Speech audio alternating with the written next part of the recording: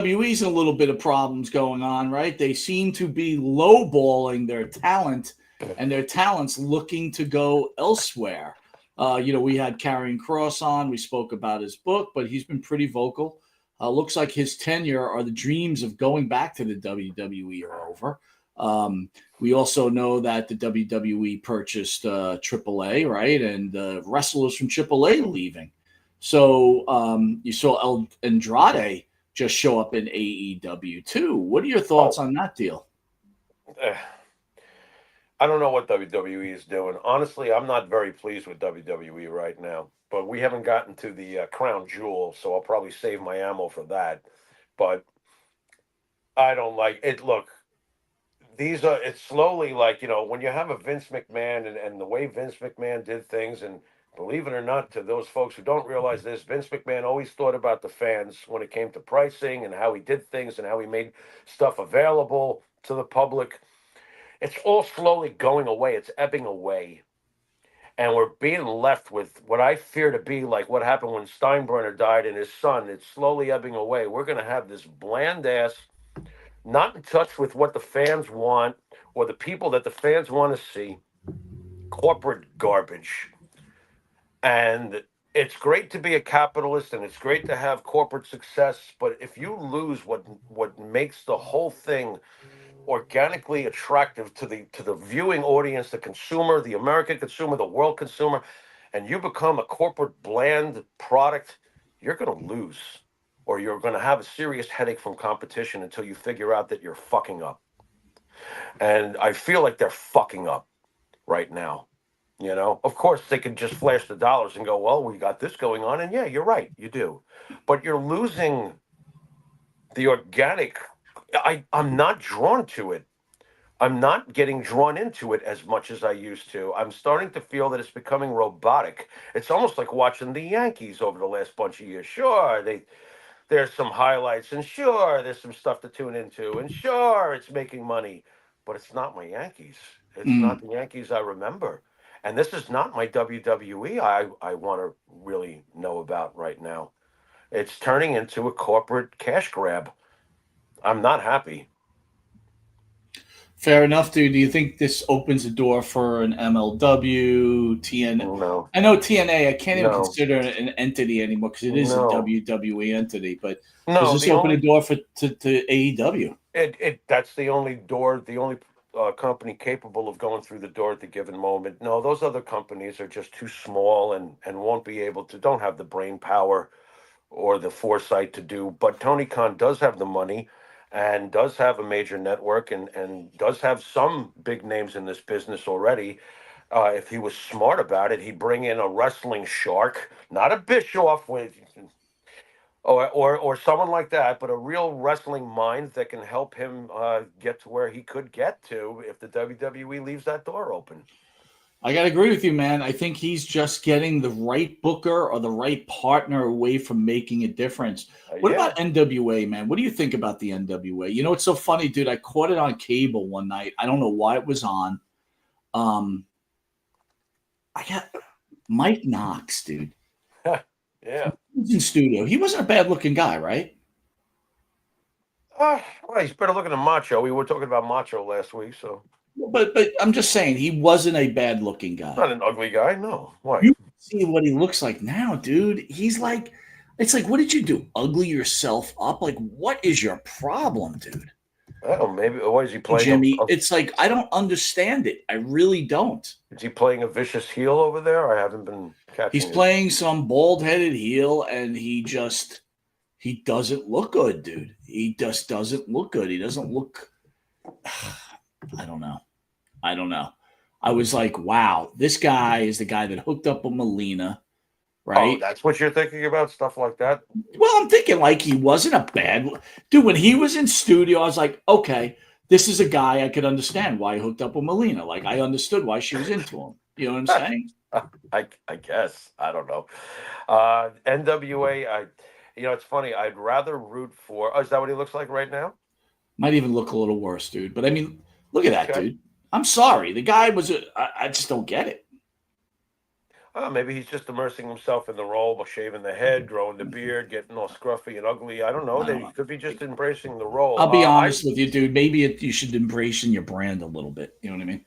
What is his brand? Is he a bad guy? I I guess mean, he has no brand. You know what I mean? But still, it's like, go ahead. I didn't mean to interrupt you. Go no, ahead. it's fine. I would much rather see Billy Corgan go through that door of opportunity than Tony Khan, for a bunch of different reasons. Obviously, there's the music connection. I definitely appreciate his musical contributions. From everything I've heard about him, he's a really nice guy behind the scenes, and he really loves wrestling. So he's a fan, just like Tony.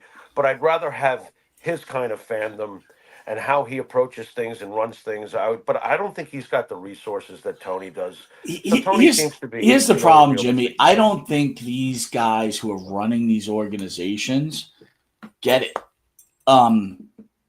They're fans. I get that, and I understand what you're saying. Yeah. But they seem to just be missing it. Like, what's entertaining? What's not entertaining? Right. Look, I've taken my moments to sit and watch AEW, and when they have these little, back and forth matchups on the mic, I almost would say I understand why the WWE scripts a lot of their stuff, because some of these guys that do their own thing, they're incapable, dude. Right. Like CM Punk, I am sure is not scripted. They give him like, this is what we want you to talk about, like old school. Becky Lynch, same fucking thing. But like, Maxine Dupree, I guarantee they're giving her lines, right? I would think so. You got to give these AEW people their lines. Mercedes Moné is almost painful to listen to. It's like the person that just gets paid a lot of money, but they don't do their homework, and all of a sudden they got to show up to school and act like they studied. She's been awful from day one, but they just let them run rampant over there. It's not the same kind of business approach. It's just not. Tony Khan lets them do whatever they want for the most part. As far as that, if you're a big star, he just lets you do what you want. And she can't talk. She never could talk. So you know what, Jimmy, you're right. She never could talk. Let's call it like it is. Good looking girl, really good wrestler. You got to give her that. She's a very good wrestler. Excellent wrestler, but dangerous. Dangerous. Okay, that's fair. She's reckless. Yeah. I don't. But good wrestler though. Fair enough, right?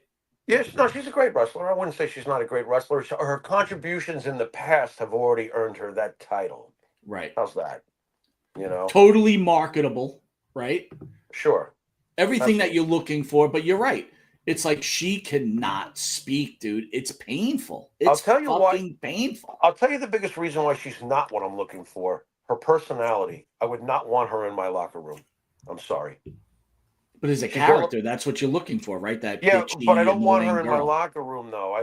Look, she's got everything, okay? But I still don't want her in my locker room. I don't want people like that in my locker room because I can't take the egomaniacs that make everything about themselves. It causes division and dissension in 90% of the rest of your roster. She doesn't do enough to move the needle. Remember, you were very excited when she got to AEW. She's going to move the needle. I'm like, Mike, she's not going to move the needle. Okay, so I don't want her in my locker room. Now, a CM Punk, I would take my chances. I would. Yeah, all right. You know what? You keep on bringing up CM Punk. Who can AEW get? I'm letting you take any wrestler from the WWE that can move the needle. Nobody moves. Roman Reigns to the side, right? Just you can't. Oh, you mean right now? Yeah, right. Move the needle. If Brock Lesnar showed up on AEW, they'd get a rating spike. A spike. How about a sustainable spike? Depends on how long you keep them around. Without them, you're not going to have it. That's their problem. They can get an instant gratification. Hey, look who it is, but they don't have a sustained script with any of the people they bring in, and even if they do, they're not needle movers. Understand that. How do I explain this? Daniel Bryan,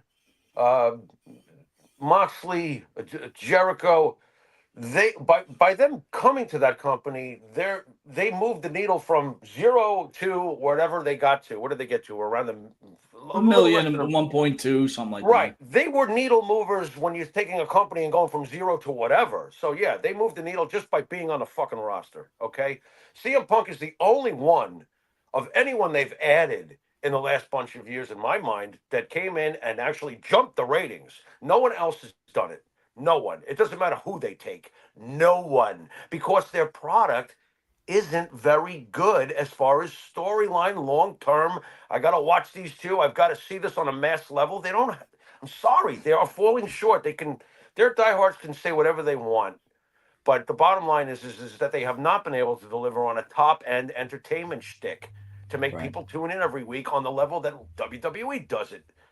And that's down to writers and who's running the back. And we know who's running the back. Well, it could also be the talent, dude. It's like they're just not engaging talent.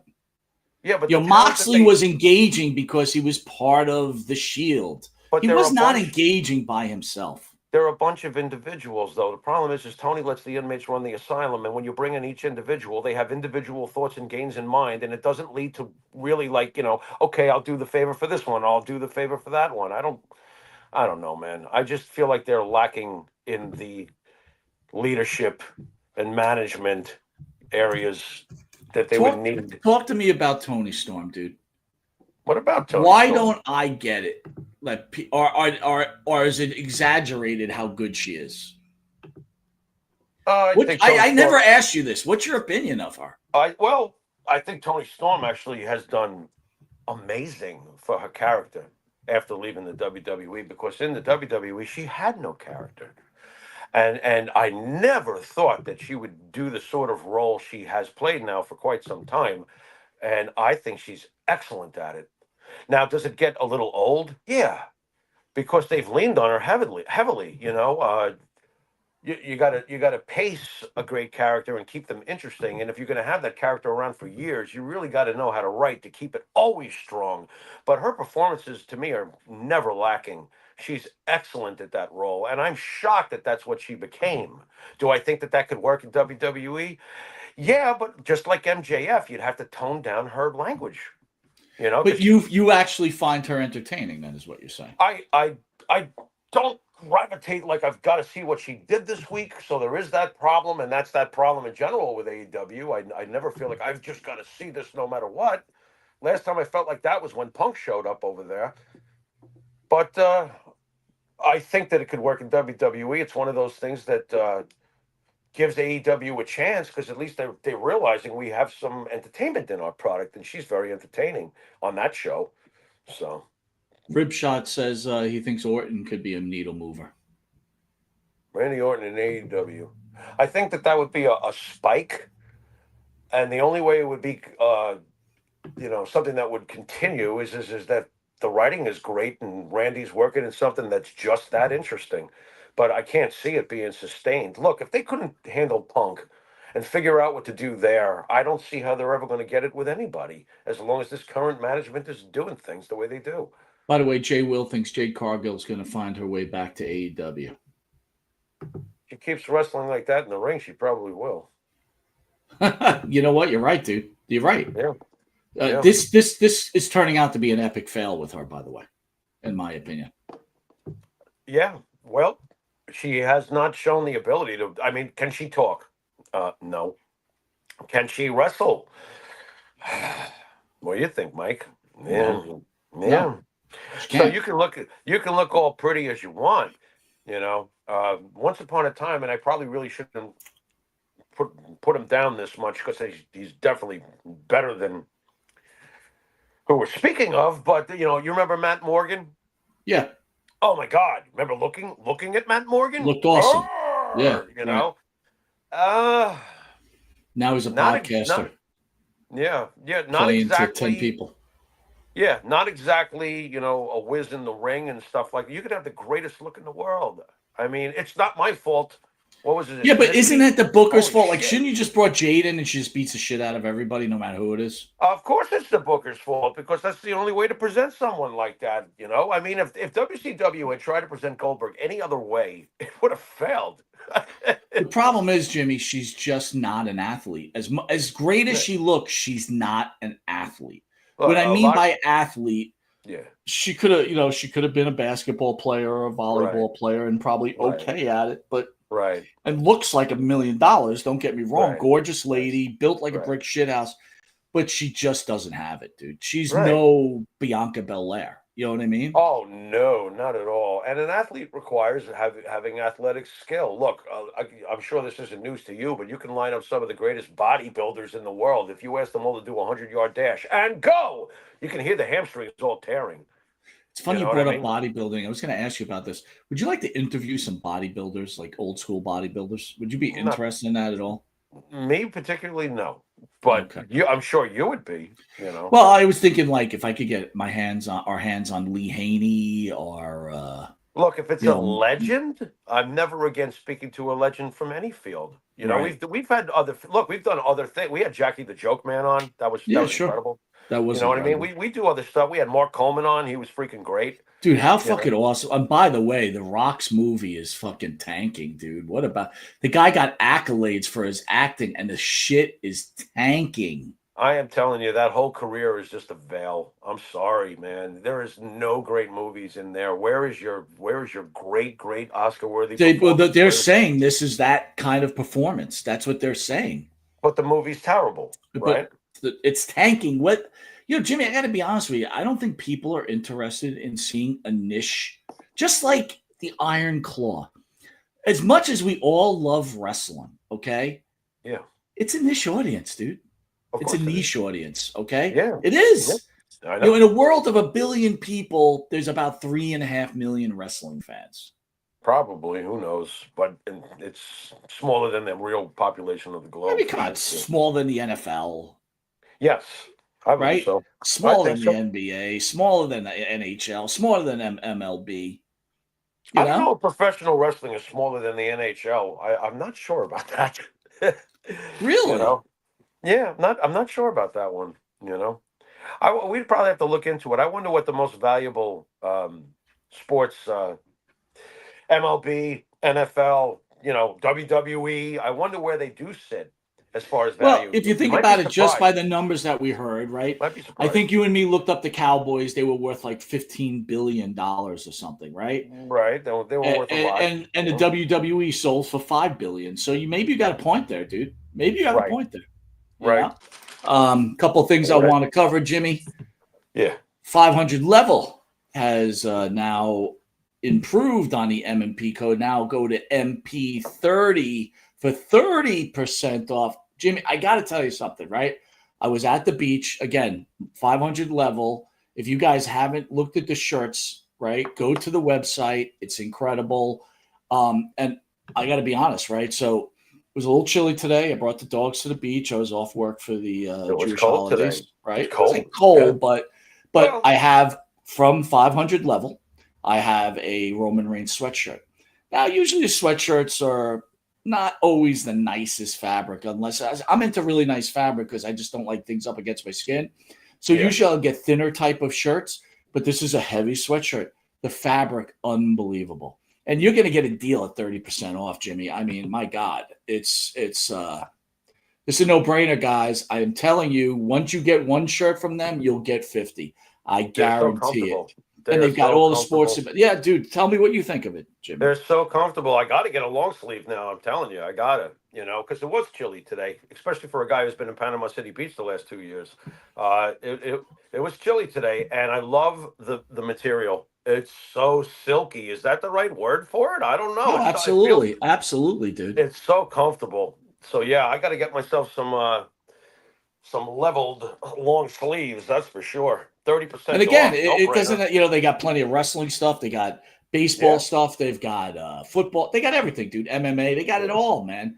And I'm telling you, it's very high quality. Again, 500 level code MP30, 30% off. So if a t-shirt costs you $20, what's 30% off on $20, dude? It's enough. 10 plus another 20% tacked on top. Not much. It's a steal. It's a steal. I agree.